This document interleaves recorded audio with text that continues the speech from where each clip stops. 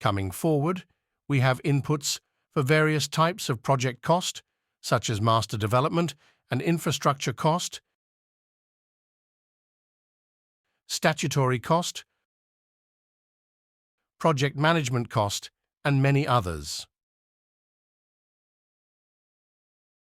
Coming back to master development cost, here you may enter expense name. Cost type. It decides which escalation type to be used for this particular item. Number of units, base rate per unit, type of escalation for this item, type of S-curve, which means cost structure, how the total cost will be incurred. Enter start and end period in which total cost is to be distributed. This will be as per selected S-curve. You may enter specific remarks as well. Total cost and total escalated cost will appear here.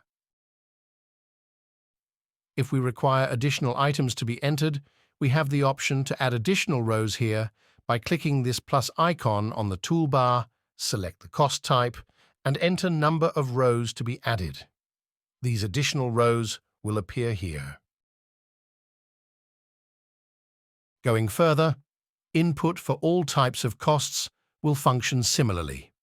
We have statutory fees and insurance, project management cost, development management cost, professional fees, construction cost, overheads, marketing cost, miscellaneous, contingencies, and other selling cost.